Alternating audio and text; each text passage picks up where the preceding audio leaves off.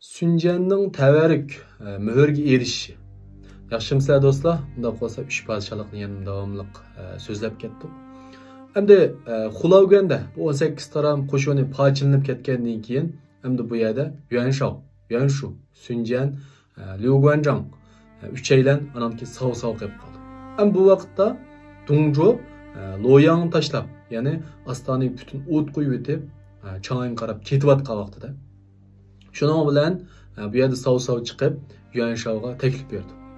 Qolgan taram qo'shinlarimiz ketdi. Baribir ularni gapga kirgizamiz. Endi biz bo'lsaqmi, bu yerda 4 taram qo'shini bor ekanmiz. Qo'shinimizni yig'ib, Dongzhouni qo'g'lab berib, bularni yo'qotayli, podshohni qutqizib olayli degandan keyin Dongzhou endi bu yerda qo'shilmaydi.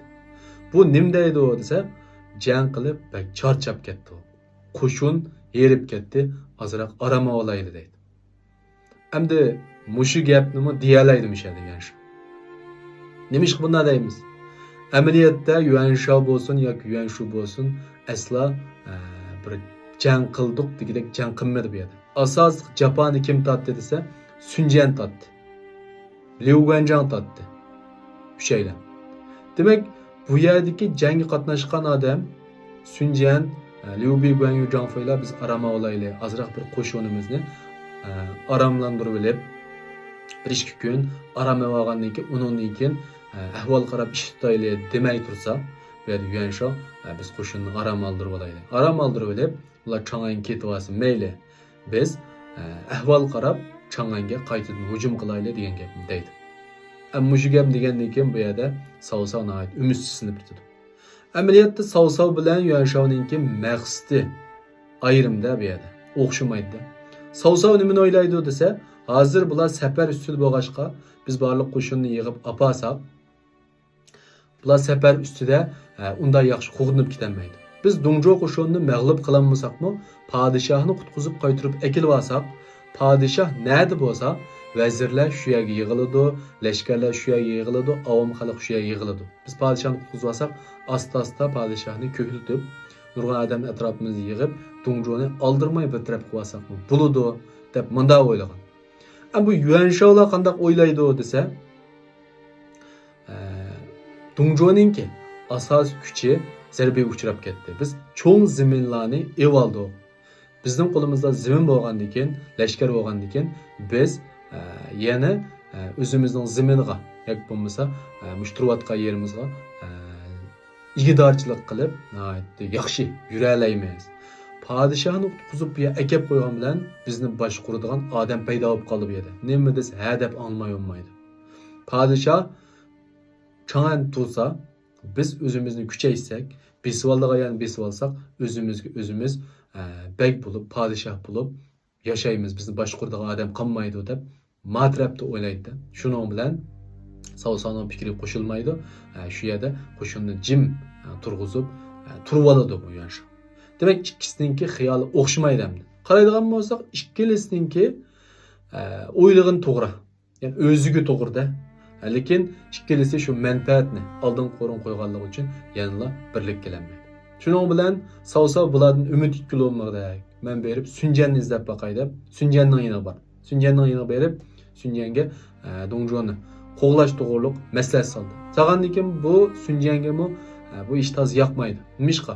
Har qatim o'zi oldingi safda hujum qilib, bak zarbiyab ketgan. Uning ustiga qo'shinimi azdab ketganda. Shuning bilan bu Dongzhou qo'g'lab yetib bo'lmaymiz. Uning ustiga mening qo'shinim bakchiq yorilib ketdi degandan keyin Sav unda qo'sa Dongzhouni men qo'g'lay. Siz faqat menga otliq qo'shiningizni, chavandozlaringizni berib tursangiz, chunki piyoda lashkarlar u Dongzhouninki yiroq ketgan qo'shiniga yetishmaydi. Bizning otliq askarlar bo'lsa, shu chop turib kecha-kunduz yetishib olib, men bularni tutib, podshohni qutqizib kelay. Agar podshohni qutqiza olsam, to'hba ikkimizga tang bo'lsin degandan keyin Sunjanmi buni o'ylab qo'shildi. Buningga o'zimning otliq qo'shinni bersamlar, bu men bu yer o'tiribla nom shuhratga ega bo'ldi ekanman, jafo tatmaylar deb o'ylab, shuning bilan Sav beraymi, bermaymi deb ikkilanib turgan vaqtda, Sav yana bir gapni qo'shdi.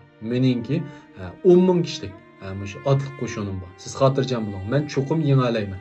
Endi siz o'zingizda bor 3000 atlık askarni qo'shib bersangiz, qo'shin tixim jiq bo'lsa, yengish ehtimolligimiz tixim yuqori bo'ldi degandan keyin Sunjan bu yerda buningga ishinib qo'shinni savsav berdi. Endi bu yerda savsavninki amaliyotda 3000 la chavandoz bor, atlık askari bor. Chunki biz savsavni so'ziga vaqtda 5000 piyoda askar, 3000 atlık askari bor, jami 8000 askari bor deb so'zlagandik.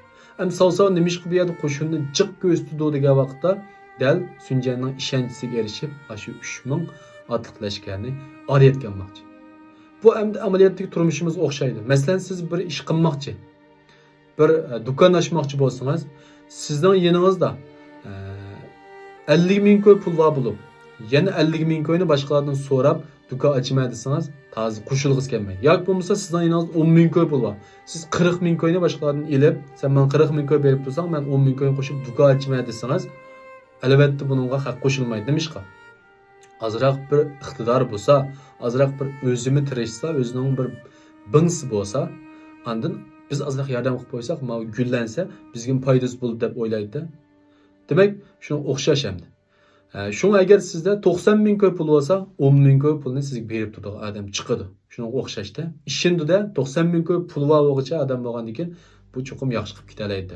Shunga o'xshash savsavmi dal shu taktikadan foydalanib Sunjanniki 3000 atlık lashkarni oriyat ib ketdi, shu olib ketgancha qaytarib bermaydi. Ham bu 3 podshohlikda asosan oriyatga olgan qo'shin, oriyatga olgan odamlar qaytarilmaydi. 3 podshohlikni ko'rganlardan bilimizmi? Ham savsav Dongjo'ga yurish qilib, atlık lashkarni elib ketib qoladi. Ham Sunjan bu yerda buni beka qilmaydi. Nima ish qildi degan vaqtda Loyang shaharninki, ya'ni o'rnining ichiga kirib bu o't o'chirdi. Nimishqa? Chunki bu yerda shunchalik bir cho'ng o't kuyotdi. Ammo shu o'tni o'chirgach, shu ichidagi odamlarni qutqizishga boshlaydi.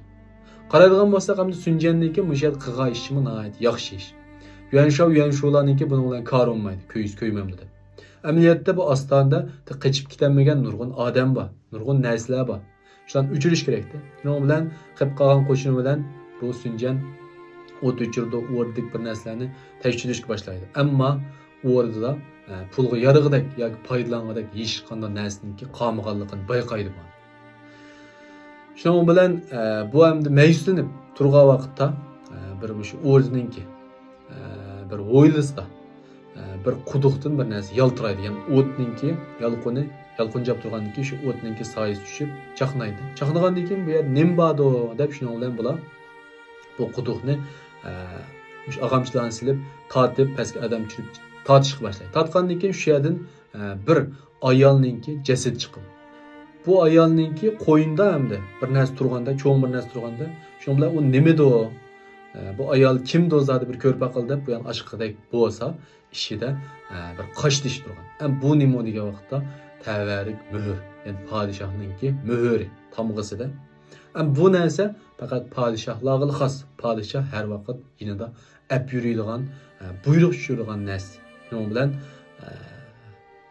Sunjan o'ylamagan yerdan shu tavarik muhrga erishib qoldi. Unda qo'z do'stlar, Sunjanninki shu tavarik muhrga erishish hikoyasini shunchalik so'zlab turdi.